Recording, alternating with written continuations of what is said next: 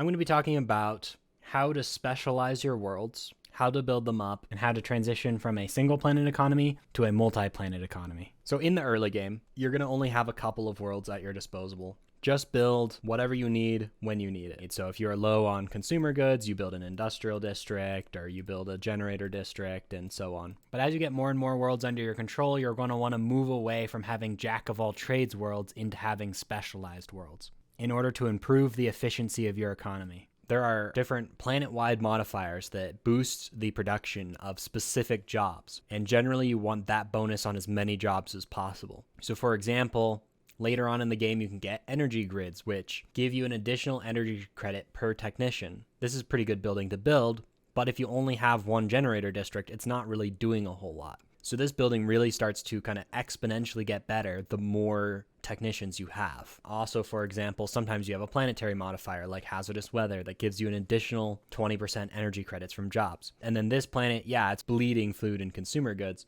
But if you have one planet for each resource, then my other planets will cover the upkeep of this one. And that's the basic idea behind specialization. Each planet covers the upkeep of a bunch of other planets, and they do their one job really well. When you start a new colony, it begins with the colony designation, which gives you an additional stability, amenities, happiness. So at 5 pops, I can have the colony designation, but when I add one more, it no longer is a valid designation. So once you have 6 pops on a planet, you can no longer get that benefit, and then you have to choose its actual designation. For organizational purposes, sometimes I switch it even before that moment. Yes, you lose out on the 10% happiness and such, but personally, I find that cost is worth the ease of being able to remember what my plans for that world was when I colonized it. And I'd recommend you set your planetary designation to whatever you want that planet's primary resource to be, because the different planetary designations give you a bit of a bonus towards producing that resource. And the nice thing is that these designations can be changed at any time for free. So one thing that's really important in your outliner, if you press this little button here, the gear icon, you go to options. I highly recommend you click this show colony designation icons. It switches your planet from showing the planet class of your planet into the icon of your planet designation. And this is like substantially more useful information to have in the outliner.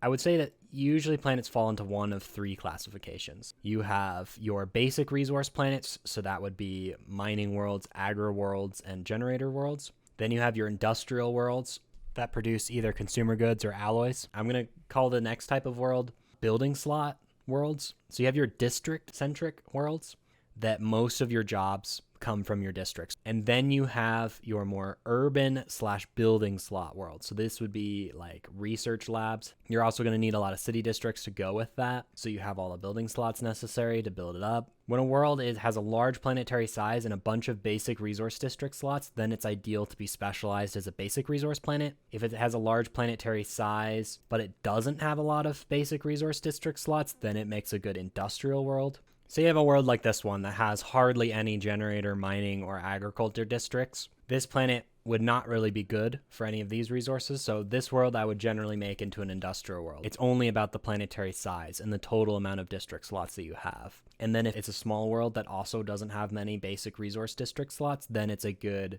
building slot-centric world. Because building slots are not limited by planetary features or planet size, and you only need a couple of city districts to get your building slots available. And the nice thing with basic resources is you don't have to worry as much about habitability. Low habitability is going to increase your pop amenity usage. They're going to increase your pop upkeep. Under most living standards, workers have a lower upkeep than other classes. And because habitability modifies their upkeep by 1%, that's not as bad if you're increasing the amount of upkeep for a worker than it would be for, say, a specialist or a ruler. In the early game, you've established a colony and you've built a world that kind of looks like this. You have some industrial districts, some generators, some mining, some agriculture, some city, and you have a couple different buildings. Rural world is very useful for the early game. Basic resources, you just get a little bonus to all of them. Towards the mid game, as you start getting more and more planets and you're wanting to specialize, a very important tool is this replace button. Say that I want these researchers to be bureaucrats. The thing is you could demolish the building, but now you're going to have 2 unemployed pops until you finish the production of your administrative offices. So this is going to take a long time, and they're not going to be giving you anything useful for the amount of time that this is building. Whereas if you do the replace option to switch this into a research lab, these pops are still working their job as bureaucrats for the entire duration of your construction. So they're giving you for a couple of months while this is building. They're still giving you some Unity and stuff. But then when it switches over into research labs, immediately they switch jobs over into researchers and they're no longer bureaucrats. So I highly recommend the replace button. When I was a beginner, I tended to just build my planets and never really change them around. And once I figured out how to use this, it was a game changer for me personally. However, one thing to note, I wanted to replace this industrial district with generator districts. The problem with this is that it won't work out in the same way. And now I'm going to have 2 unemployed pops. The industrial workers are specialists, and specialists, they really would prefer to be specialists because they get all of these nice bonuses of additional consumer goods compared to workers. Pops take a long time to demote. Pops can immediately jump up. So for example, if I were to want this planet to be an industrial world, so I replace all of my generator districts with industrial districts, all of these technicians will happily jump up to the higher class. I highly recommend building up your planets yourself. There is the planetary automation options. I never use that. The AI makes weird choices that I disagree with. Hopefully this helps you with your planetary management skills in Stellaris. Thanks for watching, and goodbye.